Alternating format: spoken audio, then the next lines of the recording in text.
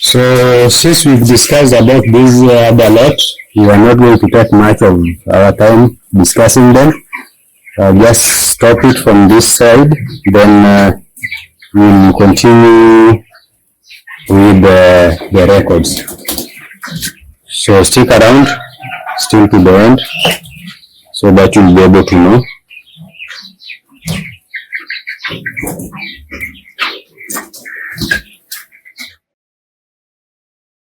So guys, welcome back again.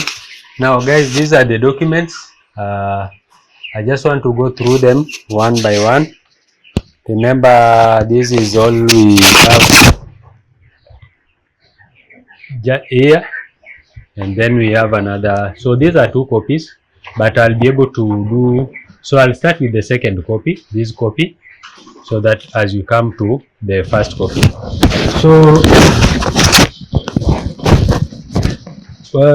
So guys, for our record keeping, we have two documents at the farm.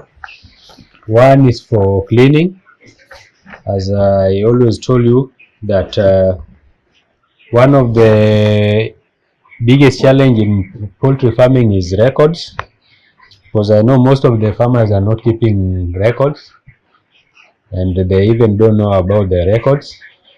But for any business, leave alone the poultry, any business that you do, you need to have a record that shows whatever you do and whatever income you are spending, you are getting, even the expenses that you are using.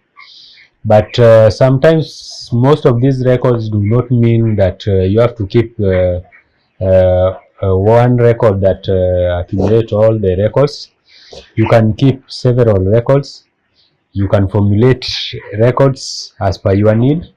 So like in our case, we have right now we are holding two documents, but let me discuss one document first. So the first document is checkpoints.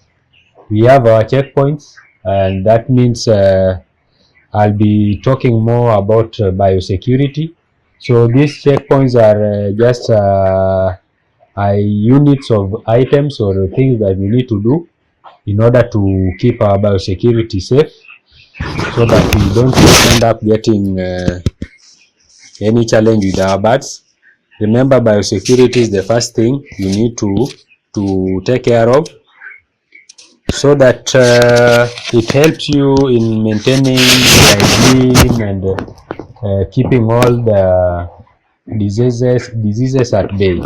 So one, with the document I have here, as you can see the first column, and I'll be able to do a picture of that document. I'll give you a picture so that you can formulate yours according to this, but you can also change other few areas or few items that you need, so that at least you have, the most important thing is that you need to have a document that shows whatever item you need to take care of at your farm, either daily or weekly or once in a while, or whichever way you like to do it.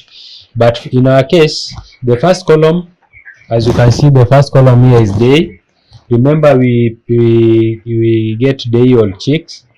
So from day-old chicks, we need to brood them for the first 3 or 10 days brooding, or 8 days brooding, all the way to 42 days. Remember, around this place or within our location, we don't tend to keep bird for 8 weeks. Like I've seen in some areas, people keep this bird for 8 weeks. That will mean a big loss on our side, because of the selling prices are on our side, and even the feeds, the feed prices that we have will not allow us to keep the birds for 8 weeks. So that means 8 weeks will be a loss on our side, or to any farmer around our place within our location. That will be a totally loss. So we keep them up to 42 days. So at 42 days, most of the time, we remember we shall have done away with the flock. Like, let me give you for example, this flock that we are finishing right now. Remember, we sold them from the Tuesday last week. That was on let me give you. So Tuesday was on,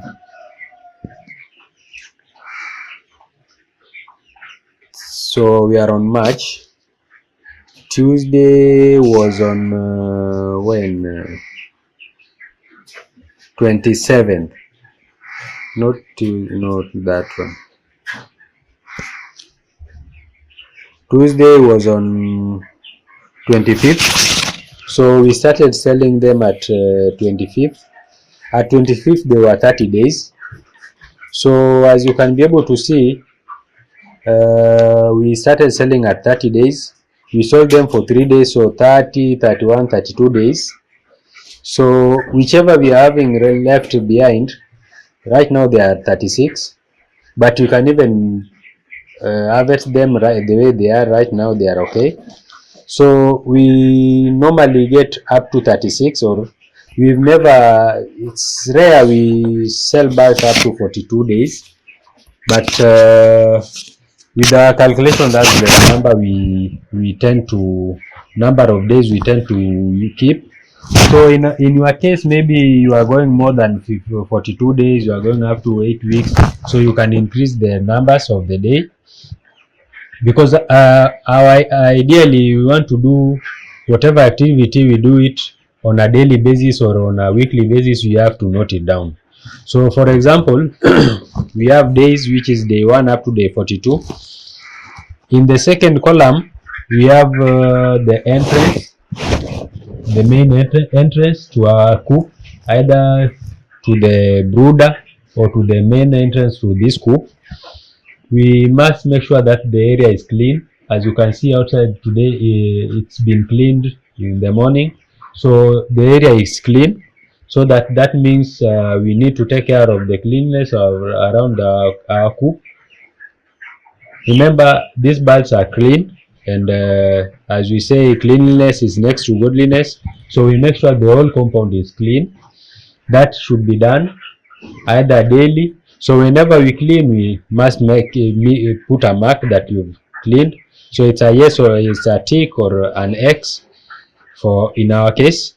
So but we normally clean every day, so you'll find that we tick every day. And then we have the water to clean our hands before you start work.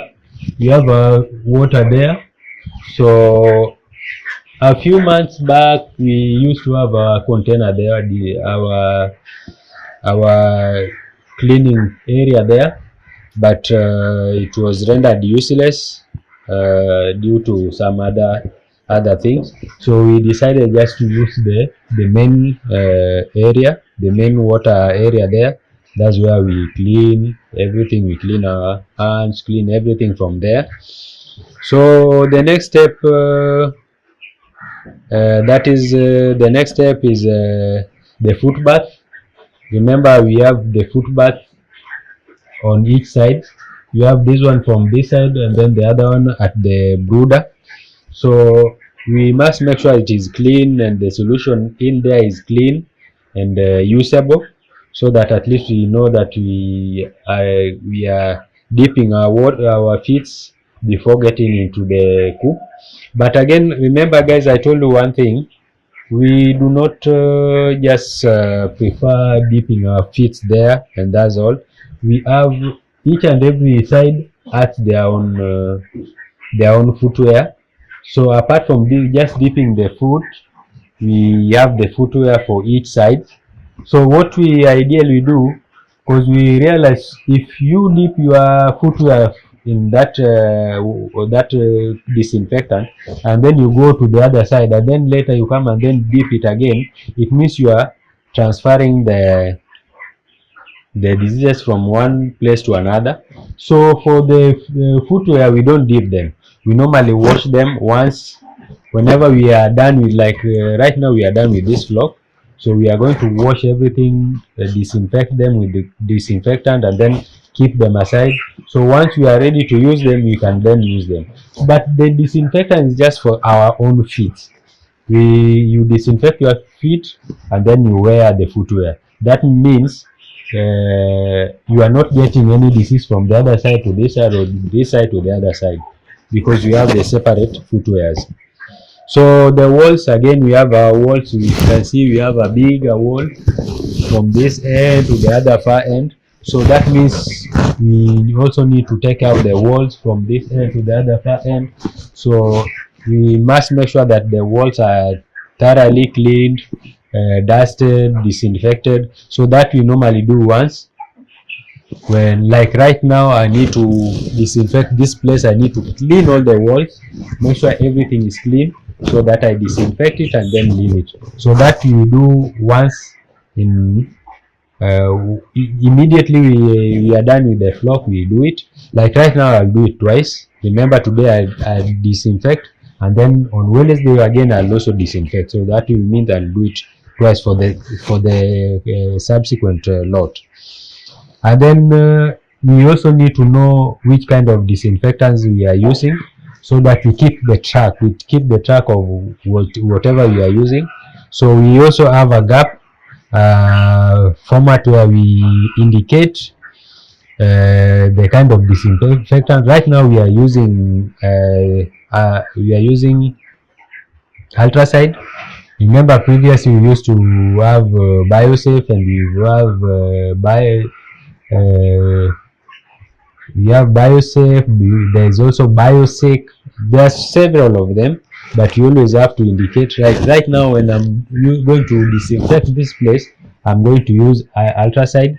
That means I'm going to indicate that for this lot, the coming lot, we have used the Ultracide, so that next lot we can be able to know whether we can change from this other disinfectant to another one. So that also changing means we are trying to make sure that we don't have the same drug for a longer period, because remember, these diseases are somehow getting used to the drugs. So once they get used to that kind of a disinfectant, then they build a resistance against it, so that whatever you are doing, it will be like a waste of time. So make sure you always keep changing your disinfectant, so that at least you have a variety, so that you don't have any kind of mistake. So the next column, which is the second last, will be, so remember, we are in this site we have Bimkuru, and myself, I'm also stated here, and then we have our farm guy, which is also on the other side. But we always indicate that whoever is working on this side must indicate whatever you have done. If you clean the compound, you must indicate that today you clean the compound. If you disinfected, so if, like for example, today I'm going to disinfect the place, I'll be responsible for that period. So I'll indicate that I indicate my name there, that I've disinfected the place. If it is Bimkuru who has swept the compound, or anyone else, he or she must indicate there. And then we have the date. That is the final thing. We have the date, so that you know today's day. Today is third. Who has been in the farm? What has you done in the farm? So you have to indicate all that down, so that at least you can be able to know. So as you can see, with this document, these are the columns. So we have 1, 2, 3, 4, 5, 6, 7, 8. Those are 8 items that needs to be taken care of each and every day. And then we have up to 42 days, as you can be able to see. Now, at the end of the 42 days, we need to have a summary of how the flock was. So whoever has compiled the report must indicate that is the one who compiled the report. the remarks are supposed to be there, then it will be checked by someone else and then signed, and we do a date on it. So that will be done at the end of the time. And then for every day, for a consequence day, we also do that. This is just one. So we are going to the second report, this one, but I'll give you a clear report so that you see. So one, this is starting placing the details. So we have to make sure that we indicate all the things. Like as you can see, the first column, we have the house number. Remember, we have 2 houses plus the brooder is 3. So from the brooder, we indicate that like the other lot is banda A. So that is lot A, which is going to be transferred to this place. So you have to indicate so that we don't end up mixing the items. So we have our banda house number, then number of bird placed. So when we are receiving, remember we always count so that we know the number of birds coming in. And then we have the date placed. That date should be clearly indicated over there. And then time placed. You also need to indicate the time. Remember, sometimes we place them at around 11 or 10, or like the previous one came in around, let me see, we placed them around at 10 a.m. So we must indicate this first lot was placed at 10:30, and then the second one came in at 8:40. So we must indicate so that we know at what time they came in. And then we have if there's a dead on arrival, you must indicate whenever you are counting. If by any chance we get a bird which is dead before we place them, we must indicate. And then we have the mortality percentage that is indicated finally. Once we are done with the lot, we have sold everything, we check the mortality, and then we can now write the total mortality percentage over there. So the second column, we have the mortality details, as you can be able to see. So this basically is for weekly. So we have week 1 up to week 6. Remember, basically our batch grows up to week 6. But normally by week 5 we are done with them, but we have a period of up to week 6. So week 6 we have days. We have day 1, day 2, day 3, day 4, day 5, day 6, day 7, the total mortality for that week. And then we have the total cumulated, that will be the final figure. And then we have the percentage, which will be the final figure, if you like, or you can do the final percentage per week. That will depend on you. So another thing, the third column we are going to look at is feed consumption. And remember, feed consumption, this is where we are very thorough. Remember, we have a weighing scale over there, so we have to weigh and see how many kgs we are using. The first thing is daily feeds. Remember, up here we have daily mortality, and then the second column we have daily feed intake. So we have week 1 up to week 7. But you can remember we only go up to week 6. But in any case, we have up to week 7. That's also possible, although it's not a must. So we have the indications there. So we have the type of feeds. Like, remember, we are using starter, we are using grower, and then we are using finisher. So you have to indicate if day 1 they are using starter, then week 1. So we'll be using starter week 1 and week 2. Week 3, it's normally starter and grower combined, and then week 4 is grower and finisher combined. So week 1 you'll write your starter, and then you have the kgs.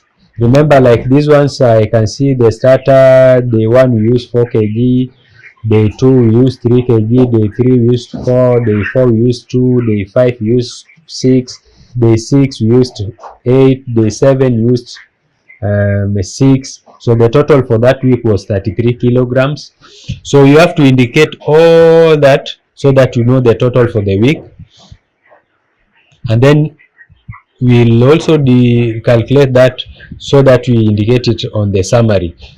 Going downwards, we'll be able to see the summary, and then we have the weight gain details. Remember, when these chicks come in, they're normally less than 50 grams. They are normally around 30 to 40 grams. So basically you need to know the first weight. So the first week, so what we have here is weekly weight, and then we have the actual weight, we have the standard weighing in grams, and then the percentage of standards.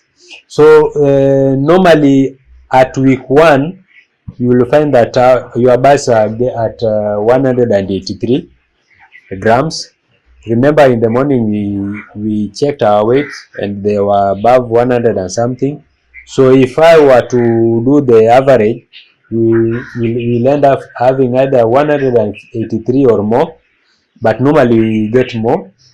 So we'll have the actual weight, and then you less the standard weight, then you can see the percentage how they are growing. If they are converting, the conversion ratio is okay or not, then you are able to tell. So the next program is vitamin programs. That is, you need to know the type of vitamin you are using, the date you start to give them. Like for example, we are using Amylite to the other flock, at the brooder. So we are using Amylite from day 1, which is date. You need to write the date, and then you tick whether it is normally we do 5 days or 3 days. You can write 3 days. So you indicate all the way. If it is Amylite, after Amylite we go to Ovin, after Ovin we go to enzyme, after enzyme maybe we go back to Ovin. So you need to indicate so that you don't forget whatever you are giving them. Then we have the vaccination program. So vaccination, remember, we normally do 2, but we can either do 3. We have a column for 3, but we normally do 2, which is Newcastle at day 13 and then Gurumbora at day 20. So we always indicate. So vaccination, the type is the type of vaccine you are giving, which is either Newcastle or Gumboro, and then the type, dosage, I mean. So this one you write either if it is 500 dosage or 1000 or 2000 dosage, you will write it or indicate it there. And then time of administration, date of administration. If it is on date, you write the date so that you don't forget. Remember, on the day 13 maybe it's a certain date, then you need to indicate there. Then time we have 2. We have the start time and end time.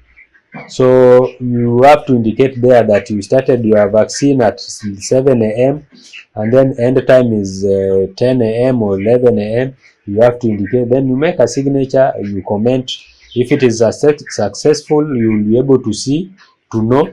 Remember, by successful vaccination, I mean, if you have the correct vaccine and you have the correct water. Remember, for 1 day or for 1 week, you need 10 ml, 10 ml for each bird. But for above 2 weeks, then you'll have to do at least 20 ml for each bird so that they can get enough. So that's for the for vaccination. Then we have our sawdust or the litters. Normally, whenever we put our litter, we indicate. If it is on day 1, we must indicate. So each and every time, even if I do it today or tomorrow, I'll indicate the date, the time, not the time, but I'll come to the days of the birds so that I'll indicate if it is on day 10 or day 11 or day 5 or day 6. I'll indicate according to days. Remember, these are from day 1 to day 7. You will indicate day 8 to day 14, day 15 to 21, so 22 to 29. Normally at day 24, 25, you don't put letters. So from there, then now we go to the sales. We have daily sales, we have weekly, week 1, week 2, week 3. So daily you'll indicate how many bags you've sold for that day, and then for the whole week you'll have the totals over there. For the whole 3 weeks you have the totals, and then the summary. Now this is where we have the summary. Remember, we have to summarize the feeds. So starter, if we are doing 250 bags, if you use 255 bags of 50 kg, then you have to indicate the total grams, total kilograms that you've used for starter, then for grower, then for finisher. Then you have the total of all the feeds, so that you know how many bags, how many kgs you've used, so that it will be easy for you to calculate the cost. And then we have the date of slaughter. We have to indicate up here, whenever you are starting to sell, you have to indicate we are starting from this date to the final day, and then we have to know that how many days are those that we used to sell them. Then this report will be compiled by someone. He or she must write the name, and then the signature and the date, and this now goes to the final copy. I'll take you through it in the next session. So for the first these 2 documents, you need to at least have your records clean, so that when you go to the other record, remember the other copy, the final copy, is now for accounting purposes, where we are going to know the prices of each items that we've used in the farm. Remember, we are using vitamins, the chick themselves, the prices of the chick, then the prices of the vitamins, feeds, and all that. Plus, remember, we are renting this place. We also need to capture the rent and all that, and so that at least we have our record straight. So that I'll do another video, since I've seen this longer one. I'll do another video so that we can learn. But in the meantime, I want you to just go through this document. Try to formulate. It's not a must. I'll give a copy of this, but you can also formulate yours depending on depending on your requirements. Remember, each farm has its own requirement, so I'm not saying that you use our copy, but if you feel you can use our details, our copy, then it's okay. But you can always formulate, you can always change. Whichever way you want to change it, you can change it, so that at least you get a copy that is fit for you and easy for you to maintain. Remember, you have to maintain your records. You have to keep your records, so that at least you know. With this, you can be able to know, today we brought in 1,000 birds. At the end of the month, how many birds are we selling, and how many birds are dead, so that you know the process as it goes on. You need to know the kind of feeds you are using, the total amount of feeds you are using, so that you do the final figure and know whether you are making profit or you are making loss. So we did that, guys. We call it a wrap. See you. Thank you so much for watching. Keep watching, keep learning, so from now on we'll be tackling each and every item. So like today we are dealing with the records. Next video I'll do another video for record keeping, the final video for records, and then we'll start doing at least we'll be training on each and every item, and if you need something to be worked trained on, you can just put a comment so that we can tackle that immediately. So thank you so much for subscribing. Like, share, subscribe. Bye. See you in the next video.